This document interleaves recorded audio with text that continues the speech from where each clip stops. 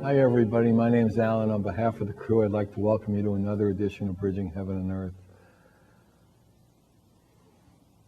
What an extraordinary time, really. I mean, it's just, we talk a lot on Bridging about things being timeless and spaceless, and there being an infinite quality to a certain experience and a certain energy that we can experience as humans that feels like love, that feels like truth, that feels like oneness, that humans call God. But there is a thing in earthly time.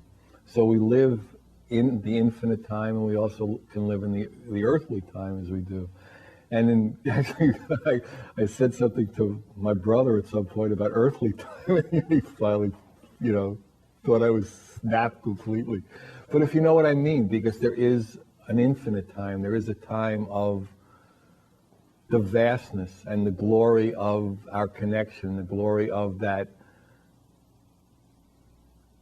no restricted time, no time between things, just an infinite experience of oneness, of love.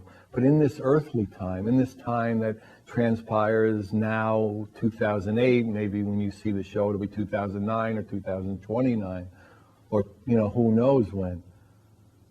But in this particular time, that when we on this earth are shooting this show and all these crew are here with their cameras and their cue cards and the audience is here, it's such an unbelievable earthly time for us to come together, for us to be in recognition together, and to come together in collaboration, to come together in discovery, to come together in cooperation, in creativity, to create the new paradigms, to create the new ways that we treat each other, the new ways that money is handled, the new ways that dolphins and whales and oceans and global warmings, the new ways that love is the key, and connection is the key, and oneness is the key, and joy is the key. And so much we've been seeing that this has been happening for years in a way, and there were amazing single points of light. There were amazing humans and groups and energies on this planet that were single, and for one reason or another weren't quite coming together. But now we really see that those beams of light, that those single points of light are coming together, and coming together joyously and lovingly to form this extraordinary beam of light and love and truth. And what an opportunity for us. What an opportunity for us to leave our little ways behind, to leave our little recognitions behind, and to come into the connection, to come into the collaborative spirit, to come into the knowing of our brotherhood and sisterhood, a knowing of our connection to all the glorious trees and animals and mountains and oceans, and to just proceed in that collaborative energy, to proceed in that creative energy, and make a new world and create a new earth, whether it's an actual new earth and there's a different globe.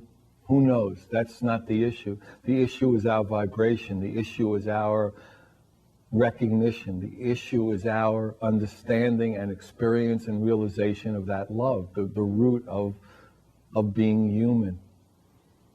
And once again, our guest tonight is dedicating his life to having that experience and sharing that experience. Jay Allen is a spiritual teacher. He's an author of an extraordinary new book, Humans in Training, and training to be in recognition.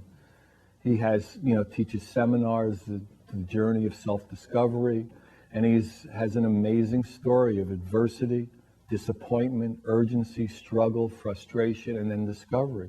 And it's really an amazing story of a near-death experience. A doctor after doctor said that he had, I think it was 15 months to live, and here he is 30 years later, 20 years later, beaming, beaming about his discovery, beaming about his realization of the love, of the oneness. So it's an amazing story, and he tells it with just such joy. So, I mean, we're honored to have Jay with us. And, you know, as most of you know, we show music videos on every show. And today we got videos from Australia. Tam Katzen and Light Euphoric are, you know, beautiful artists and musicians. And they made these two beautiful videos, music videos for us, and sent them here.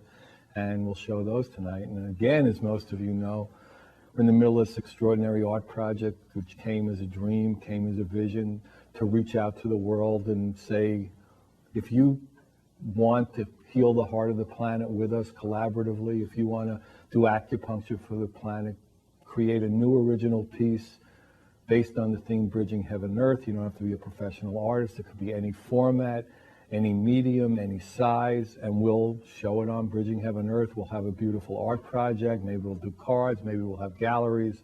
You know, it's infinite. The potential is infinite, and we're receiving unbelievable, extraordinary, amazing, heartfelt, collaborative paintings with no paperwork, just trust, just love, just creativity. And you'll see two tonight. Actually, you'll see three tonight.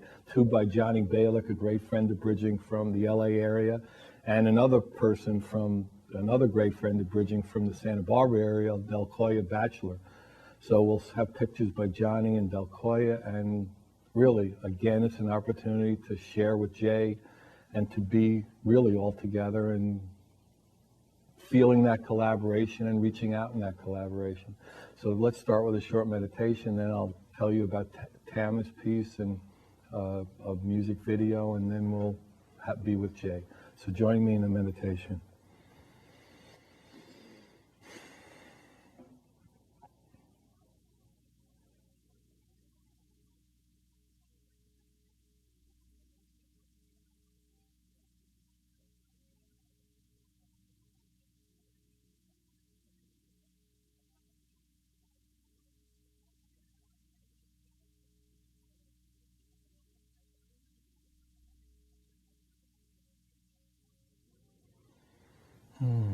Thank you. So the first music video is Carol written and performed by Tam Katzen and Bronwyn Edwards Cryer, Carobbery. It's a beautiful piece, beautiful music video. Thanks for sending it. Enjoy, and I'm sure you'll love it.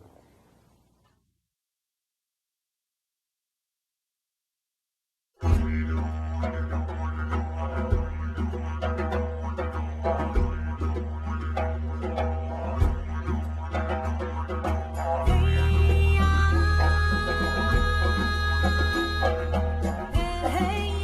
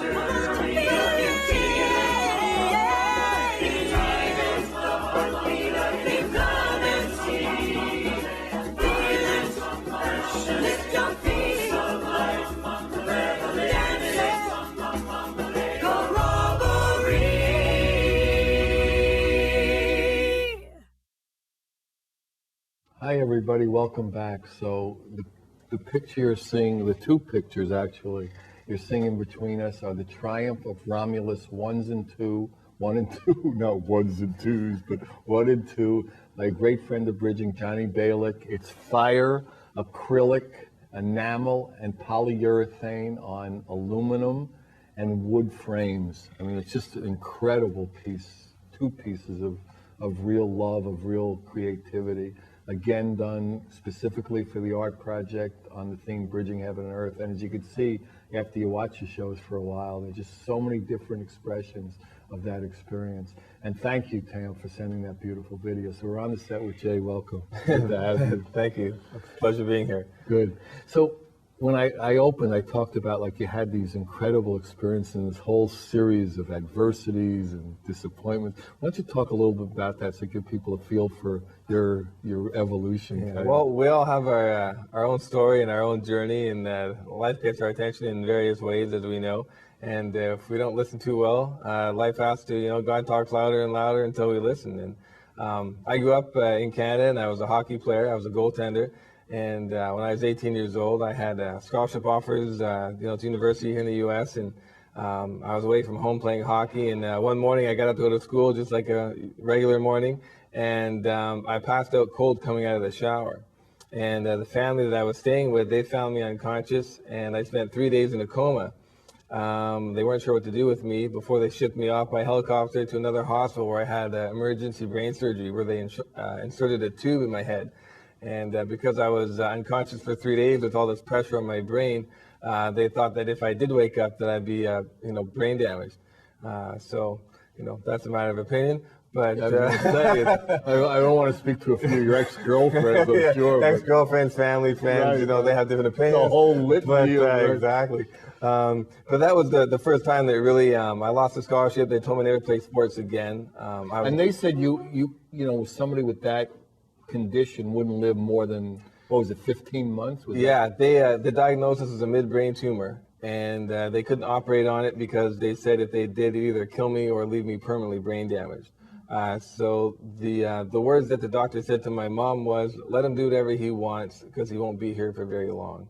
And that's 30 years ago. And 20 years ago. 20 years ago. And 20 years ago last month, so that was pretty cool. Wow. That certainly got my attention. But like I always share to people, isn't it amazing that we can have a life-changing circumstance happen in our life, because it happens to all of us, but we tend to go back to who we were before, or at least we try to go back to who we were before, because it's all we know. It's who we think we That's are. our momentum. That's our habit patterns, right? Yeah, so here I am. Life is talking to me real loud. The doctors tell me, I'm never going to play sports again. I love, so I ended up going back to Montreal, and one of the best schools in Canada is McGill. It's well known for its hockey and academic. And so I'm on campus, and I run into the hockey coach, and he's like, hey, you want to come stop some pucks for me? And I'm like, sure, I miss it. And so I went back, and the doctors wouldn't let me play. And so finally I had to sign waiver forms. And my first practice back, I got a slap shot in the forehead, 3 stitches, and a concussion. And you'd think I would learn to listen, It's like, we're talking to you, Jay, we're talking to you. Right. But I played for 3 years anyway in university. But I found that it wasn't fulfilling me like it once did. And then I felt like I was going through a midlife crisis at 18. At 18, which is fairly young. It was fairly young. If you only had a couple of years to live, yeah, it would be like exactly. an elderly. So I had this sense of urgency to Right. figure out, okay, so, when I was playing sports and I played hockey, I understood what the purpose of the game was. I understood the rules. I understood how to prepare, how to condition myself. I had worked hard to build a strong foundation. And then all of a sudden, when I turned my attention to life, I'm like, okay, so what's the purpose? What are we here for? What am I playing for? And how do I prepare? How do I train in the sense that how do you find that most people go through life, they work hard and hope for the best? I mean, would you imagine trying to play a game if you didn't understand the game that you were playing? I mean, what's the point of playing? So I really turned my attention to life, and I grew up as a Christian, and I've always felt a great resonance with the teachings of Jesus, and I've always just felt a great connection there. But I also enjoyed other spiritual teachings, and I started to read more about the Bhagavad Gita, the teachings of Buddha, Yogananda, other, the masters of the Far East. And I started seeing, wow, this stuff, it's all the same stuff. Once you get past the wrapping, the dogma, the rituals, it's all the same stuff. And I started looking about that and thinking about, how do I prepare myself and condition myself? And a big revelation I had that was sort of a turning point for me, I remember being at hockey practice. And as an athlete, they always taught us that our performance was 80% mental. So I remember one day at hockey practice thinking about that, and I said, Coach, I got a question for you. And I said, if our performance is 80% mental, why do we spend 2 hours every day specifically and systematically developing our skills while we ignore 80% of the results? I thought it was a really great question. Yeah, probably you were almost out of the team.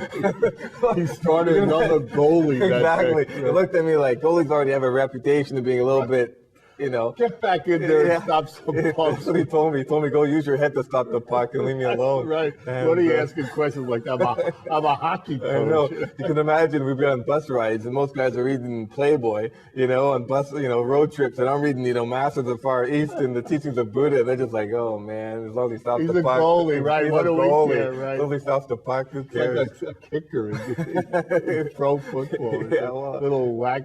yeah, but it was really neat, and I found that as an athlete, I was often asked to be a guest speaker at events and award banquets. I was sort of valedictorian in school. I'd done some work for the Christian athlete groups, and I love to teach. I've been teaching hockey around the country since I've been 13, and it's amazing that I believe that life is a preparation process, that everything happens for a reason and a purpose, whether we understand it or not. I think we all understand that we don't have to understand why something happens, but if we understand enough to know that it's happening for a reason, and then to get past the wrapping and really extract the gift from the situation, understand that life is preparing us to fulfill our purpose. Life is supporting our growth. And I started to see that as spiritual and creative beings, our purpose is spiritual growth, to learn to live as conscious co-creators. And so I started to look at that and think about life and think about the training that I went into a simple game of sports, because I'm looking at that I spent so much time all over these years, and I thought, how can I prepare and condition myself? Because, when you go through something like brain surgery and you're given so much time to live, you have a sense of urgency, but you want to get to the cause, right? You want to get to the source. Figure it out. Then figure it out. You don't want to try to manipulate effects. That's what mostly modern medicine in our society does. We try to manipulate effects to get different results, and then we get tired because it doesn't work, and we go back to our old ways, because we can only go as high up as our foundation will take us.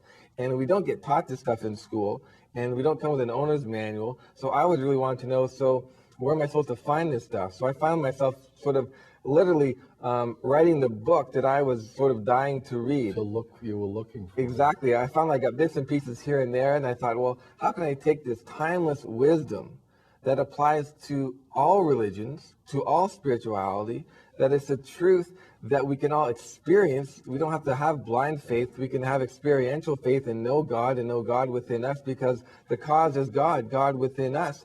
And just like we can exercise our physical muscles, we can exercise God within our own being as well. And so the spiritual, the creative, that was where I wanted to work. But to me, when I found out that I could take the same training principles that I learned as an athlete that work on the physical level and apply it to the mental, the emotional, and the spiritual, and when I made the connection that just like as an athlete, I can recondition and reshape my body. Would you agree with me that the body is a perfect feedback mechanism? Right? Can be. You can't fool your body. Right. You can't. I mean, if you go to the gym and you exercise, you get results, whether you're skeptical or not. And the good news is, or bad news, if you don't go to the gym, you still get results. Right. It may not be the results you want, but you're going to get results no matter what. Right. It's going to manifest. Exactly. And if I go to the gym and my training is random, I get random results. If my training is specific, I get specific results in direct proportion to my effort and the exercises that I was doing. Nothing is left to chance. It's a perfect world. So I started to look at that and said, well, what am I doing specifically to exercise my soul, to exercise my mind? And that if I can recondition and retrain my body with the same training principles, I can recondition my mind, my consciousness. I mean, consciousness is the cause. And imagine with the right time and effort, we can recondition and awaken our consciousness. And to me, that was huge. Because consciousness to me is awareness, to become aware of God within ourselves, and then to exercise that, to take the time for God every day, and to devote our lives to service. As you know, we live in a society that's so geared towards get. It's all about me. And then you wonder why people are on antidepressants, why they're feeling unfulfilled. They have the car, they have the house, they have all the trophies they want, but something's missing because they're ignoring that part of themselves. And yet life is always grabbing our attention. And I feel through my experience that you learn through pain and adversity, or you learn through insight and understanding. But I believe we all share that hunger to truly know ourselves and to understand that God lives within us, happiness, inner peace. I mean, it was a huge awakening for me when I realized it was called inner peace. It wasn't called piece of car. It wasn't called piece of house. It wasn't called piece of job. It wasn't called piece of, other places that a lot of places that you spend time looking. Exactly. Right. And I found temporary sasatisfaction in each of those areas, but never what was sustaining, what was fulfilling. Exactly. Getting to the cause. And when I started putting some of these pieces of the puzzle together, I'm like, man, I would kill for this information just to get it in one source.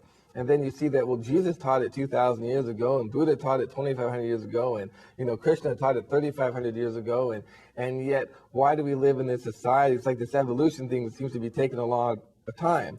And when you're given 15 months to live, you have a sense of urgency.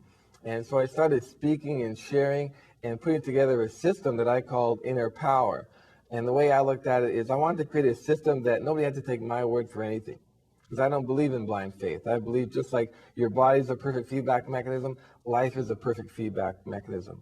And just like history repeats itself, just like in life, lessons repeat itself until we learn the lesson. And, life was talking to me pretty loud. And yet at the same time, I still, we always make excuses for ourselves. Why do we have such a hard time giving ourselves permission to fulfill our potential? To see that, are we good enough? Am I worthy enough to be God? Am I worthy enough to bring the Christ within me out and shine that out loud and to share that with other people and to let Spirit work through me? And that to me was took a little bit of time to give myself, took a little more adversity before you finally surrender to that higher will and get out of the me and get into the we. And we find that the secret to living is giving. And yet, why is our society so focused on getting?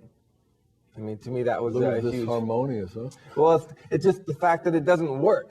And the fact that we keep repeating the same thing until the pain gets so bad that, again, whether it's a bankruptcy or whatever it is that people go through to find out that they do their self-reflection and go, you know what, this is not working. Although society's teaching me that this is supposed to make me happy, if I'm not happy now, I'm not going to be happy then either. And that, Yeah, there's just not enough amount of money extra, enough amount of anatomy, those types of things. Exactly. Well, I thought about it after a while, and I thought, what are the things that we value the most in life? We value love, happiness, confidence, character, inner peace. Well, these are all properties of the inner world. And the whole manifestation process, the way the universe works, the creative process is from the inside out. It's not from the outside in. So as long as we want things from the outside to fulfill our inner needs, it can't work. It's impossible. I mean, both scientifically and spiritually. And I thought, well, this is amazing. So I have to go inside. And that's when, the subtitle of my book is Everything You Need, You Already Have. And you just have to learn how to use what's been created within. And that was, to me, is huge, because so many of us, we spend so much of our lives looking outside for what can only be found within. And I believe that's what all the great spiritual teachers and all the spiritual masters have taught.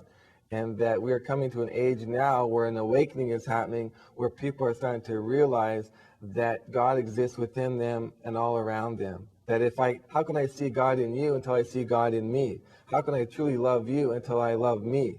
How can I truly forgive you until I forgive me? That, again, it begins here and then manifests outwards. And to me, those are great realizations to have. So what do you think about that? Wow. No, I mean, it really, when you think about it, like you're saying, all the teachings and all the paths and all the techniques are to lead you into that experience. Not even a mental recognition, but the experience of that connection, the experience of that inner peace. Exactly, that soul recognition. And a couple of years after having the brain surgery, and I'd gone through university, I was really frustrated and bored in university because they weren't teaching me what I wanted to learn, and I was challenging the professors, and they didn't really tend to like that too much. And then afterwards, I was still reading a lot of books. I had this great hunger to learn. And it's amazing how life continues to get us our attention and trying to get us on purpose, on the right path to our service. And I started suffering from seizures as a side effect of the brain surgery. And every time you have a seizure, they say it's like the equivalent of a concussion. So I was having some memory loss, and I went to a neurologist who gave me drugs, medication to take care of the seizures. And I said, well, hey, I don't want the drugs, but I want to fix the seizures. And he's a doctor, so he said, well, that's all I can do to help you. And then a couple weeks later, I got a letter in the mail that my driver's license had been revoked. So because imagine, of your medical condition. Because of the seizures. And so he didn't tell me he was going to do this. So I just think moved. By law, he would probably have to. Actually, he said by law, he's not obligated to. Oh, because you can imagine. He didn't want you on the road in any case. I guess not. I wasn't too happy because I just moved to a brand new city, finished university, moved to a brand new city. I just took a new job with a financial company, and I just leased a brand new sports car that I couldn't afford, but I thought it'd be fun to try to pay for. And, you're young and that kind of stuff. Now I woke up, I lost my job, my mode of transportation, my source of income, and I'm trying to get used to this. I was on Dilantin, which is a really serious drug with serious side effects. It's almost, you go into like a zombie state. And yet 5 neurologists in a row said they wouldn't help me get my license back. And the 6th one to help me get my license back said, you're adopted. He says, I'm going to go to the adoption agency to get your medical history. And so he got my the forms to fill out. On the form it said, would you be interested in meeting your biological mom? And I thought, yeah, I always loved being adopted. I always loved to want to say thank you and give her a hug, and that would be great. Well, a few weeks later, I get a letter with my medical history, and then I get a phone call that usually takes 3 to 5 years to meet your biological mom. Well, it turns out out of 17 offices in Montreal, my file and her file ended up on the same person's desk. By random. Just random, completely random. And by random, I was going to be back in Montreal that weekend, and she lived in New Jersey. And just out of coincidence, if you want to call it, 4 weeks after I had my driver's license revoked, I lost my job, my source of income. That's not a good day. Probably 4 weeks later, I'm in Montreal having lunch with my biological mom. And who, again, has just been a great blessing. I mean, if that doctor hadn't been such a jerk, and if it hadn't looked so, dismal, one of the greatest blessings of my life I wouldn't have been able to experience. So the universe is always giving us gifts. It's always talking to us, trying to prepare us to fulfill that purpose. And I remember, it turns out that she was Miss Teen Canada just 7 months after she gave birth to me, and we became, close friends. And she was a very beautiful spiritual woman, and she was a disciple of Yogananda. Wow. And so she got, initiated into Kriya Yoga back in the 70s and 80s and all that kind of stuff. And so she introduced me to more things. And so it's just amazing the blessings that life has for us if we can be willing to trust the process. To be open. To be open, Right. and to trust the experiences, to trust the process, and to trust ourselves in those experiences. And that's what I really try to share with people. It's a lot easier to trust the process if you're consciously participating in it. And I find a lot of people going through life as spectators because they're afraid to fail. They're afraid to experience their full potential. And yet life is going to keep bringing you adversity until you surrender to that purpose. We'll talk about why people are afraid and how to overcome that fear, because really, that's a real crucial point. But let's see the second video. So yeah, this second video, Mystic Flame, written and performed by Light Euphoric, which is again Tam and Bronwyn and also Chad Quitt. So yeah, it's Mystic Flame, beautiful video, Light Euphoric, and then we'll come back and we'll have another beautiful picture. So, and then we'll have more time with Jay. So enjoy.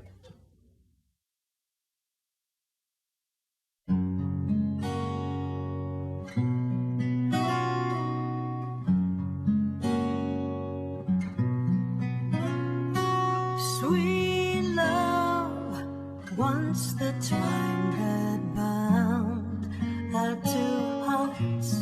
In my memory, dreams reveal a moment in my soul where love lives in another time, a place where twin flames dwell. Surrender now, I'm swept away as thoughts of you remain. Through mystic time, our spirits we destined to surrender.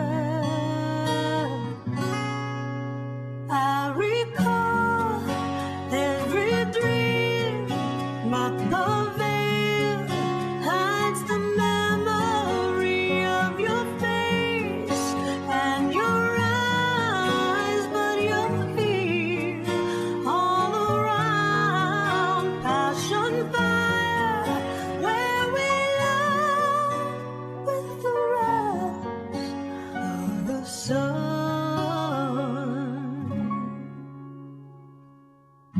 Through mystic time, our spirits we longing for each other.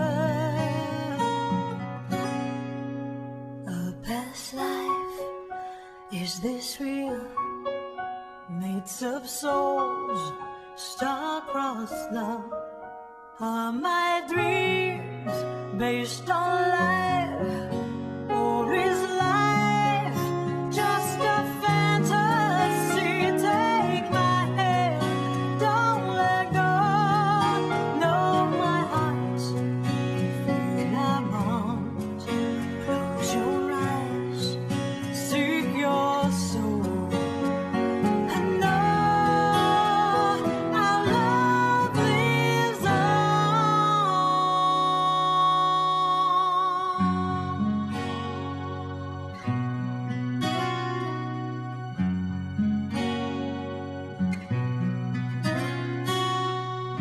Through mystic time, our spirits we,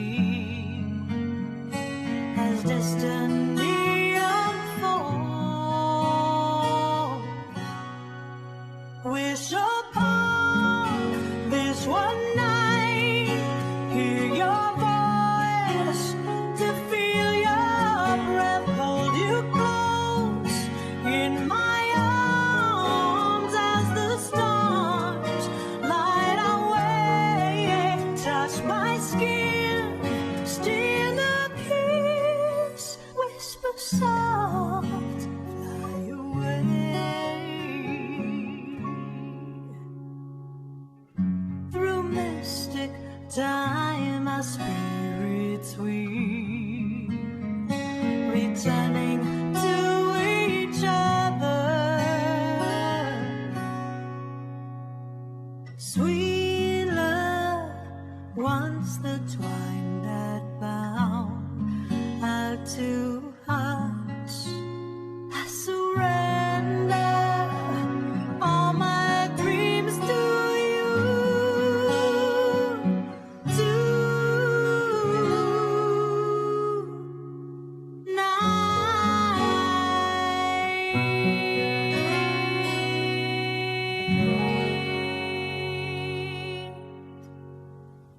Yeah, welcome back, everybody. So thank you, Cam, Bronwyn, and Chad for Mystic Flame. Beautiful video. Thanks for sending it.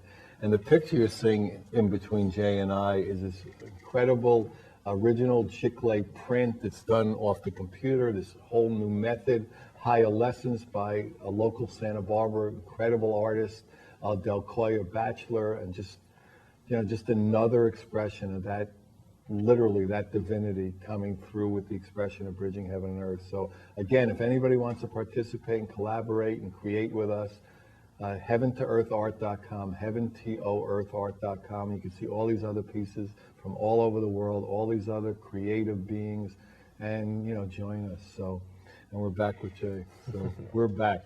We're back. So, yeah. So at the end of the last segment, we were talking about like the fear and how to overcome the fear. So why don't you talk a little bit about that? Well, where I'm coming from, I guess, I find a lot of people, self-doubt, fear of failure, those are probably the two biggest killers in our society, because a lot of people, it's even like speaking and doing what I do now. I wanted to do it long before that I started doing it, but I wouldn't give myself permission. I thought, well, I'm too young, who's going to listen to me? All these great excuses that we can give ourselves until there's enough pain and adversity where we finally surrender to that purpose. And if we understand how the universe works and how it's designed to support us, and through the right intentions, through the right actions as well, we can, the right thinking and reconditioning our mind and our emotions, that the universe is designed to give us whatever we want. And I say to people, think of your relationship with life, your relationship with God, like a father and a son, like Jesus had talked about. If you have a child, you want to give your child everything. You want your child to be successful. You want to give your child every opportunity to succeed. But you have to know what it is, your child has to know what it is that they want in order for you to help them. And so when we finally make that commitment to service, that commitment to live our life on purpose, I always tell people, be careful what you ask for, because sometimes when you want to find your purpose, you find out that where you're at is not where you're supposed to be, and you need to make a lot of changes, and change is something people fear. But it's my belief that it's hard to believe in something that you don't understand. And if you don't understand yourself or understand the laws, the principles, the processes of how life works, it's hard to make that leap. To sort of that, I love that expression, you can't steal second base and keep one foot on first. It's like, well, I want to live on purpose, but I don't want to give up my job. I want to do this, but I don't want to give up that. And I don't want to, are we allowed to take that leap and know that the universe will take care of us? It will support us because it's designed to do so. And as long as we do our intent, our service with the right intentions, that the details will show up. And I think for a lot of people, that's a difficult thing. So, I mean, people might be thinking, okay, that's somebody would call that faith. Now, how do I have faith and not blind faith? How do I have, I'm not leaning on a rubber cane.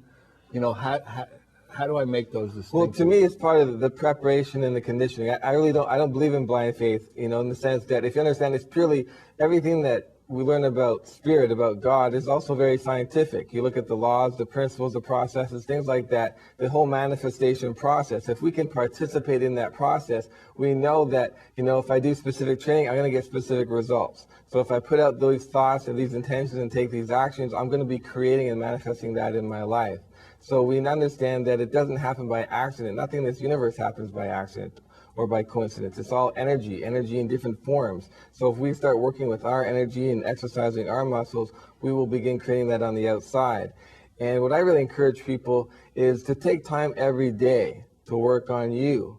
And for most people, the idea of taking 20 to 30 minutes a day to work on themselves, I kind of look at it like a cell phone. I look at, I have to recharge me every day. So I need to take time, whether it's through meditation, through prayer, through both, but always being conscious of spirit, always being aware of spirit within me, so I'm aware of it all around me. And, when I was going through my midlife crisis, I found like I was sort of addicted to noise.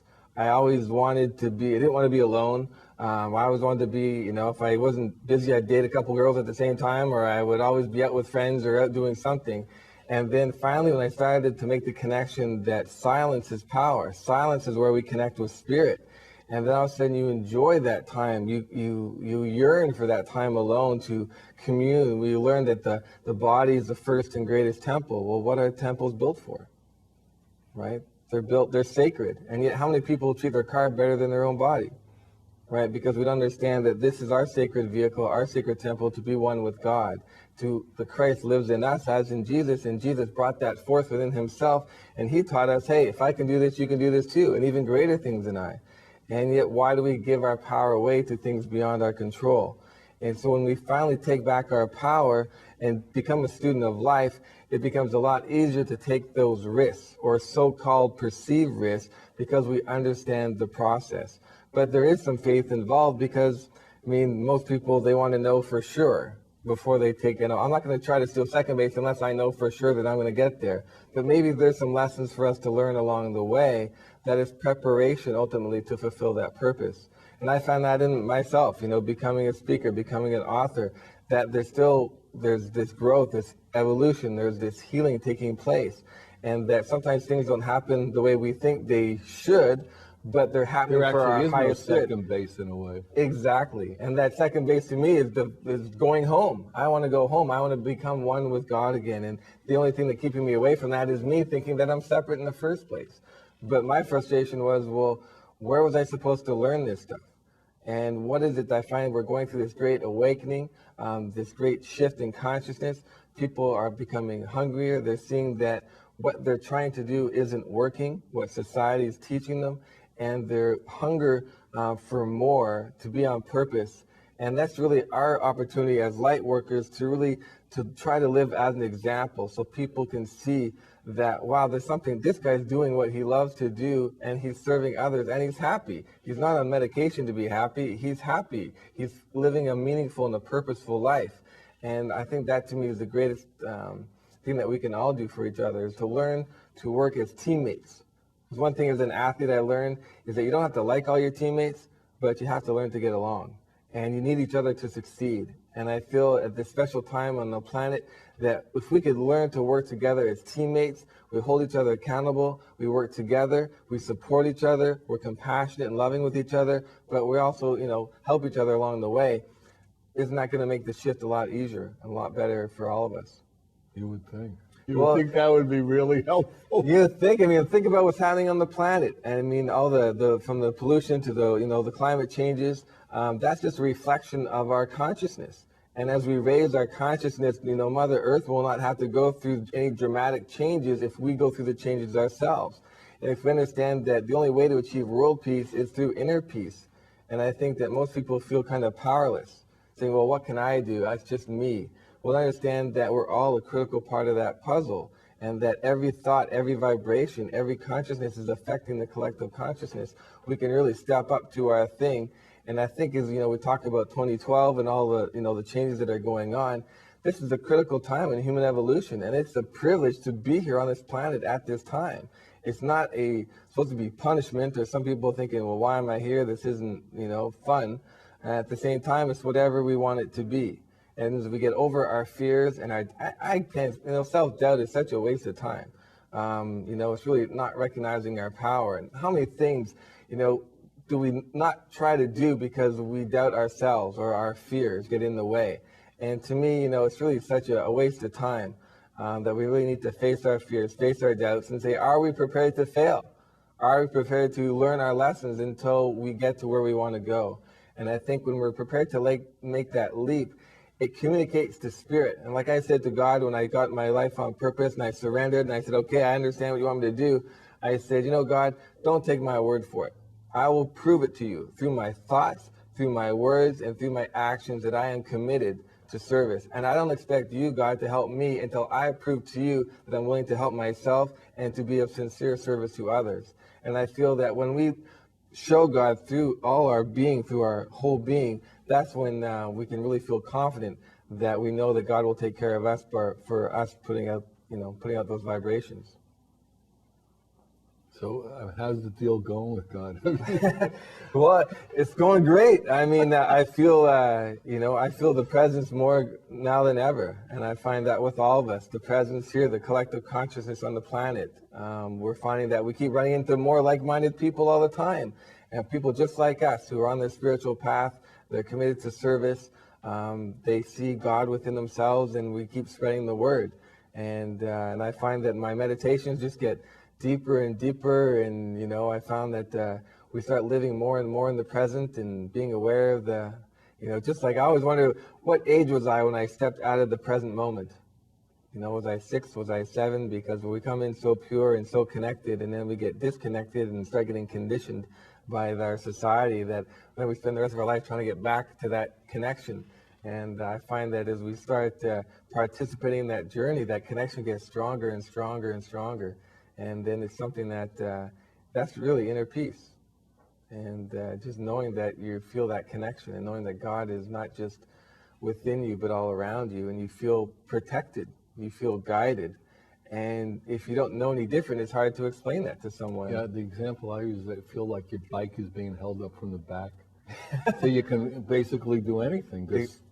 You're being held up. Exactly. I mean, to think that life is a partnership, and we're co-creators, and we have to do our part as well. We have to prepare the soil and plant the seed, but the universe decides when the flower blossoms.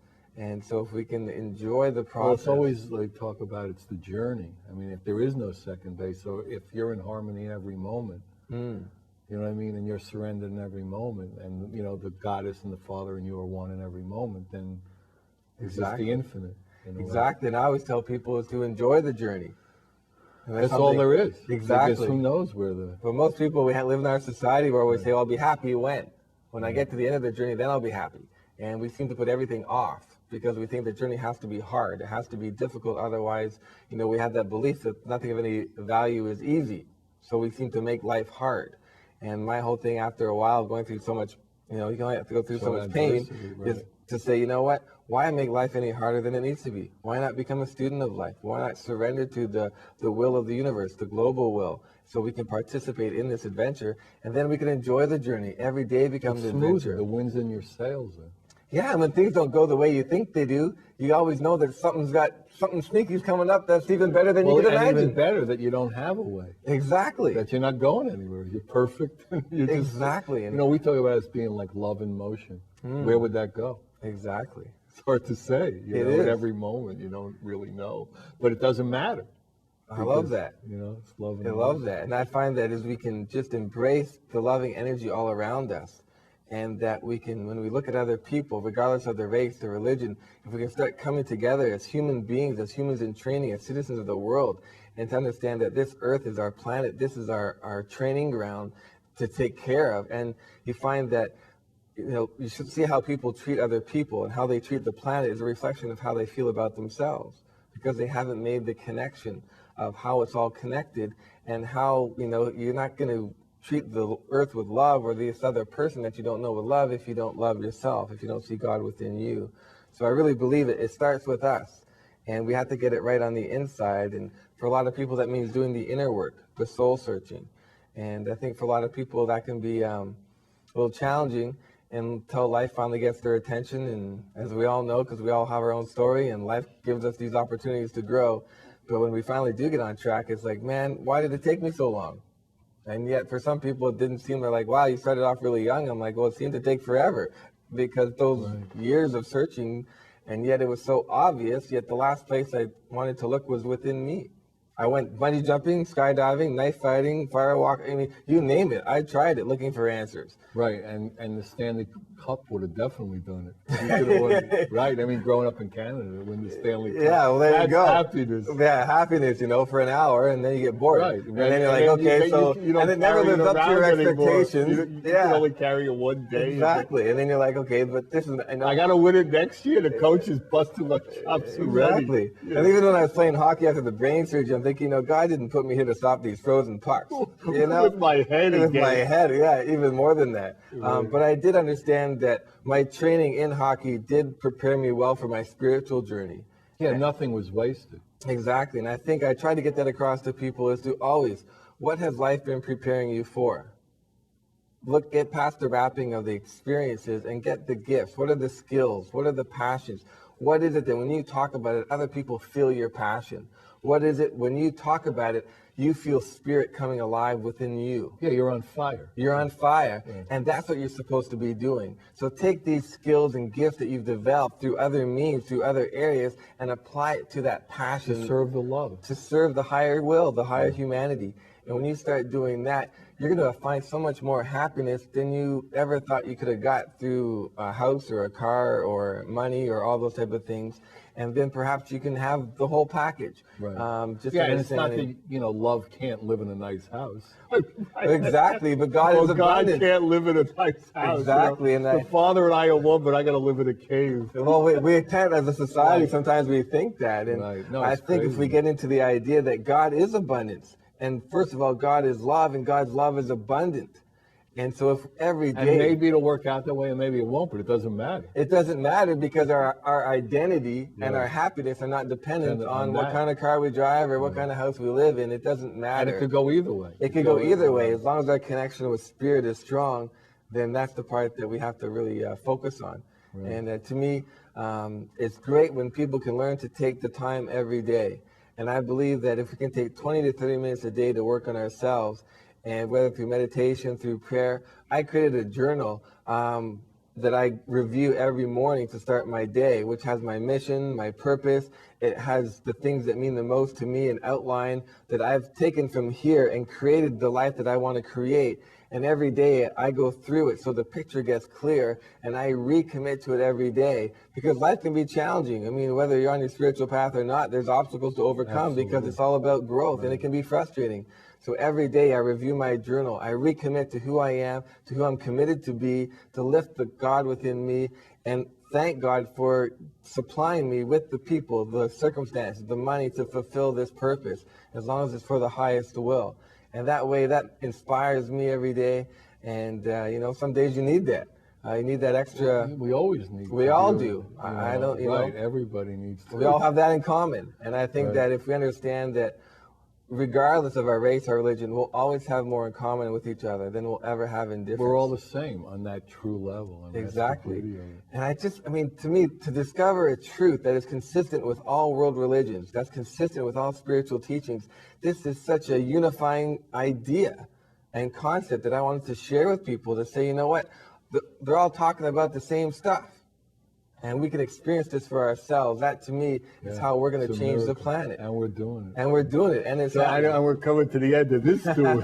So they're giving me the sign. So really, again, another incredible opportunity. You can hear Jay's story. There are a lot of stories. It's amazing.